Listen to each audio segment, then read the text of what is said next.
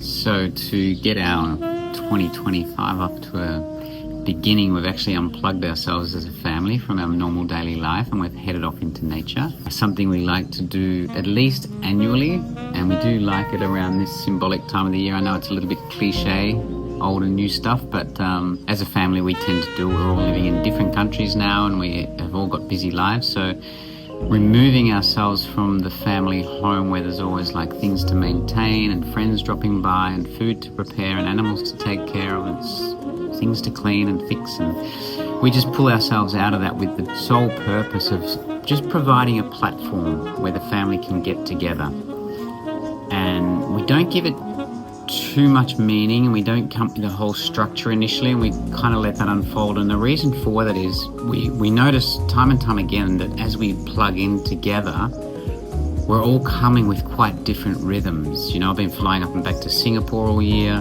Jyoti's been up and back and doing a lot of online work. Dali's been painting and flying about into different countries. And Finn's, he's been busy with his Nalu clothing brand and working with lots of different relationships. And there's always loose ends to tie up. You know, when you finally get together, it's not like everything's so ideal and you can all sit down and no one's got anything to do. No, you know, Finn spent the first 2 days really working on his new projects. We spent a bit of time going to the gym. We did a bit of walking, a bit of sleeping. We didn't really do a whole lot together initially apart from eating. It wasn't until day 3 where we were all kind of coherent with each other's energy, where we could actually sit down and play a game. But what we did do is we all bought our own books we were busy with. We all bought our own journals and what processes we were into. And we kind of just provided a platform where we were just around one another outside of the domain of our normal living. And then we started just kind of spontaneously talking about reflections and consolidating on 2024. And we actually looked back at the goals that we had from the previous year, which I really recommend doing. It's a worthy project because what it does for us, like a lot of us in our family, we have these lofty goals, and then February, March comes, and for some reason they just go. You don't even think about them. And I guess one of the reasons is if you haven't started them in Jan, Feb, you think, oh, it's a yearly annual goal, so I've still got another 10 months. But the truth with us, if that happens, we kind of don't get there with it. So we've actually altered our whole approach to the goal setting this year. Instead of doing annual goals, we've set down 90-day, let's call them goals, but we've also attached what systems we need to build in order to bring those goals to fruition and to make them a reality. So not just the destination of the goal, but the actual system that's required to build to make those goals concrete. So we come away with a few books. Yeah, so that starts happening. We reflect, we consolidate. The other thing about looking back at the previous goals that we didn't achieve, it also gives us a bit more sharpness about what we call goal direction. So not the goal itself, but almost, let's say we've got a goal of, I don't know, a certain revenue you want to have for the year. And then rather than just go gung-ho with how to get there, we just think, what direction is that for? What goal direction are we going in? And by questioning our own goal direction, it makes us tend to work a bit more on the right things rather than just working rightly. You know, if the ladder of the goals is leaning up against the wrong wall, it doesn't matter how well you achieve your goals, they're kind of not going to really shift the dial on the meaning in your life, you know. So we got into the goal selection. We actually followed a really nice process this year by this guy, Greg McCowan. So this also just came out of it, right? So I bought this book for Christmas for myself. I'd read his book Essentialism and his other book called Effortless, and he had this 90-day offsite planner. And the beauty of it is it goes through a 90-day process, and there's a weekly planner, but there's first a kind of a personal consolidation and an audit of yourself from both your life as well as your work life. So we got into that as a process, and everybody kind of laid out what failed in 2024, what course correction we need to make, what went really well in it, and what we'd like to move forward on from that. The tools we used were just really simple. We just bought some simple stationery, some post-it notes, pens, big pieces of paper, and we all bought some favourite books along.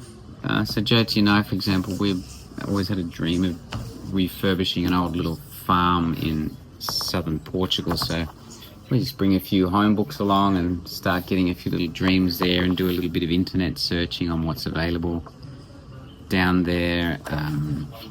One thing we did do was bring this. You can get a lot of these forms now. This is called Nudge, but it's just a discussion trigger.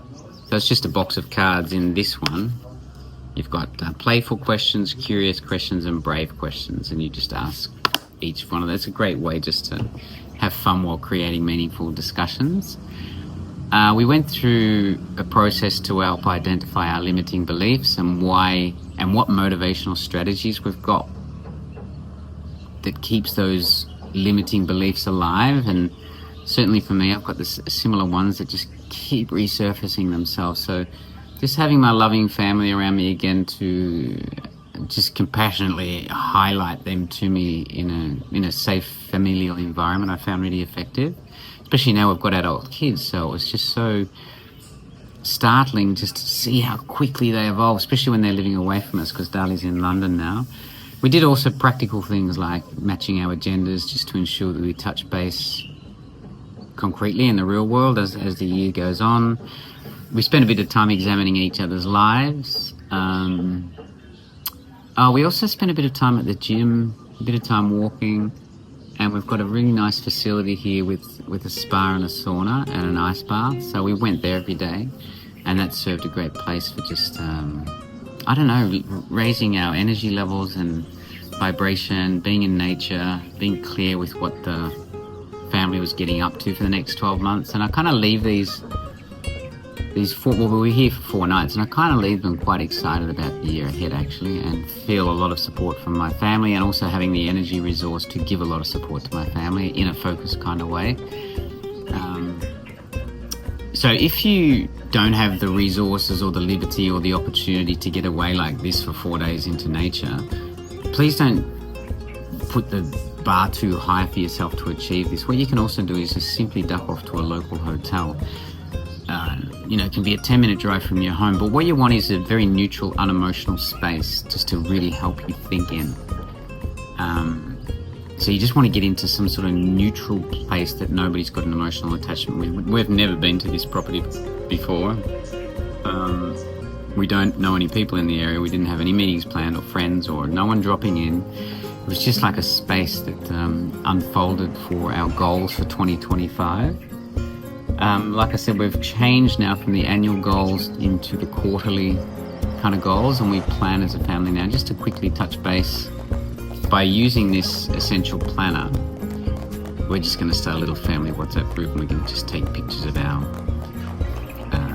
essential plans for the week and for the weekly review, and just sort of share with each other what we're thinking and how we're moving, and giving a soft level of accountability, as well as allowing for personal proactivity with achieving what we want to achieve this year.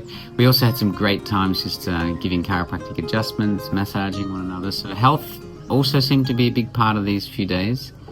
So super invigorating. We slept early, we got up early. We tended not to move around too much, actually. We spent a hell of a lot of time in the house, which is not usual for us, because usually when we hit a new area, we like to go and check out and discover the food, the fabric, the restaurants, the religions, the local landmarks. But we didn't this time. This was just a time to just really consolidate the energy and the creative force that we've all got within us to move off into 2025 in a kind of like light, joyful, semi-excited way, and just helping each other stay on some sort of path for accountability. Everyone also brings their own little books. I've been reading a couple of books. I've been writing a newsletter for our practice in Singapore on brain health, so I've been getting some inspiration from this. Also reading this, both Finn and I are reading this actually, called The Way of the Superior Man. Great book. It's an amazing book to share with my young adult son. Great book for women to read too. So we've all got our own little individuality, so we're kind of like, I would describe this time as like together alone. So you've got your individuality, but you've also got your family things to throw into the mix. So hopefully by just watching this, you've had a bit of inspiration to maybe one day do this with your own family. I really recommend it. It's super enjoyable, not always easy, and it can get a little bit temperamental at times and challenging at times. And not everyone might embrace the process all simultaneously because you're all arriving at different frequencies. But just set the platform and see what happens without too many expectations. But this one for us has been a really good one, just in nature, and some really great things have come out of it. So we've arrived home and our house was leaking actually while we were away. So this just typifies the importance of that off-site calmness. Like, we've arrived home to a whole bunch of maintenance workers and to-do lists and repairs of drainages, and you just so hit the ground running when you're in the confines of the normal family home and your normal daily life. So for us, it just highlighted how important it in fact was to get away together. So I just want to finish with a couple of reviews from Dali, Jyoti and Finn, and how they found a few days away together. So enjoy that, and I'll see you in another film. I think what we love about taking the family away for a few days, and especially around this time when we start a new year, we kind of just bring everybody together, and because there's not really much to do here. I mean, there's things to do. You can snorkel and you can hike and all of that, but we kind of stayed in the house and kept it really quite small. And you actually set the stage for really amazing conversations to emerge. So there is more connection, conversations. There is like time to play. We played a lot of games together. There is a lot of dinners, like dinner, lunch, breakfast. We have all the meals together, so that's a beautiful time to come together. And just spending time together. I love it. It's just great. And so what sort of processes has the family been through as far as looking at goals or limiting beliefs or lining up agendas, or what things did you like the most? Okay, well, we of course we had a look at the agenda for the year, which is quite, we have 2 adult kids now, so we have to line up 4 adults and their agendas for the year. We always love that, so to put the big stones in first. So what do we want to do? The travels, the seminars, the things that we have to do, and fun as well. And of course the Nalu giving trip. So there's a lot of different moving, we're moving in a lot of different directions. So we did that, and then we just started to, which is quite interesting. We just started to look at a process that I'm developing for my work, where we're looking at what we really love to do and what is actually holding us back from that growth and that expansion. So we're kind of taking everybody through that process, and it's great to do that with your family because they know you better than anybody else. And so it's kind of excruciating and enriching and enlightening at the same time.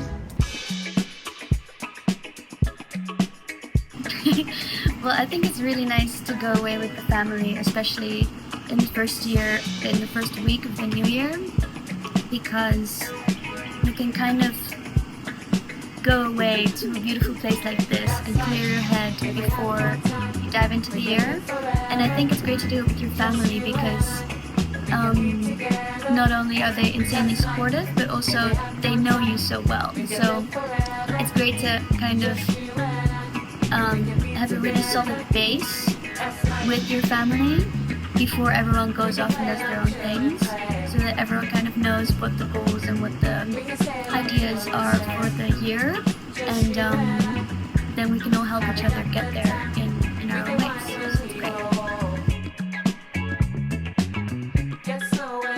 it's great. It's been very good. It's been very productive.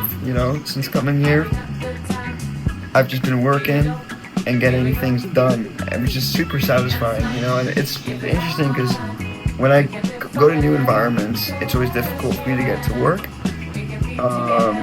because you're changing environments, right? It's difficult to kind of slip into it. It's way easier just to procrastinate. But I've just been working, and it's been very refreshing for me to be able to do that around my family. And I think that the fact that I'm around my family, it's also made me want to work harder and better, and make the best version of myself kind of emerge. So that's been able to happen, and it's been able to happen in a beautiful environment like this. So, you know, I can't complain. It's been great.